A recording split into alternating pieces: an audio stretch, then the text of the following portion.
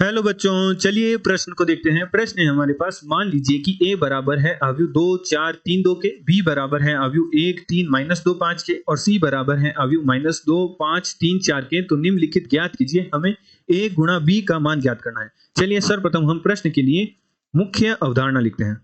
मुख्य अवधारणा, तो हमारे प्रश्न की मुख्य अवधारणा हो जाएगी अवयवों का गुणन।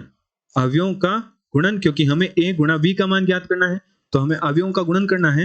तो दो अवयवों का गुणन तभी संभव है जब प्रथम अवयवों की स्तंभों की संख्या द्वितीय अवयवों के पंक्तियों की संख्या के समान हो, तभी हम दो अवयवों का गुणन कर सकते हैं। मान लीजिए हमारे पास एक अवयव है जो 2 गुणा 2 कोटि की है और एक दूसरी अवयव है जो हमारे पास 2 गुणा 3 कोटि की है। तो इन दो अवयवों का गुणनफल तभी ही संभव होगा जब प्रथम अवयव के स्तंभों की संख्या द्वितीय अवयव के पंक्तियों की संख्या बराबर होगी एवं दोनों अवयवों के गुणनफल से प्राप्त हमारे पास जो अवयव होगी उसकी कोटि होगी प्रथम अवयवों के पंक्तियों की संख्या और द्वितीय अवयवों के स्तंभों की संख्या के गुणनफल के बराबर। मान लीजिए हमारे पास प्रथम अवयव है जिसके अवयव हैं a b c d एवं द्वितीय अवयव है जिसके हमारे पास अवयव है x y z m n w। तो इनका गुणनफल कुछ इस प्रकार होगा कि प्रथम अवयव की प्रथम पंक्ति द्वितीय अवयव के प्रथम स्तंभ के अवयवों के गुणनफलों का योग हमें प्रथम पंक्ति प्रथम स्तंभ के अवयव का मान देगा। अर्थात हमारे पास प्रथम पंक्ति प्रथम स्तंभ के अवयव का मान प्राप्त होगा ax प्लस bm।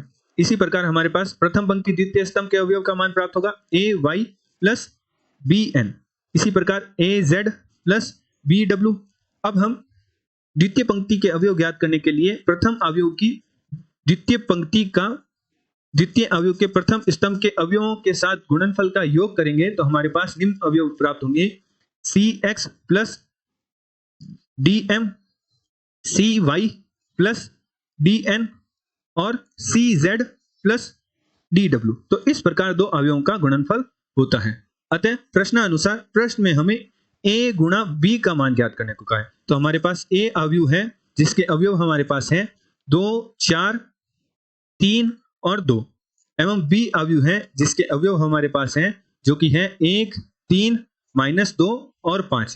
तो इनका गुणनफल संभव है क्योंकि प्रथम अवयव के स्तंभों की संख्या द्वितीय अवयव के पंक्तियों की संख्या के समान है। अतः हम इनका गुणनफल कर सकते हैं। तो इनके गुणनफल कुछ इस प्रकार होगा 2 की गुणा 1 से प्लस 4 की गुणा -2 से।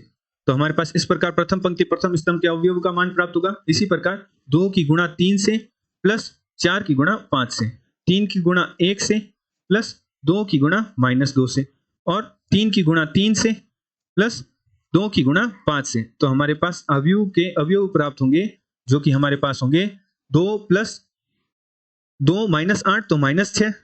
इसी प्रकार हमारे पास प्राप्त होगा 6 प्लस 20 26।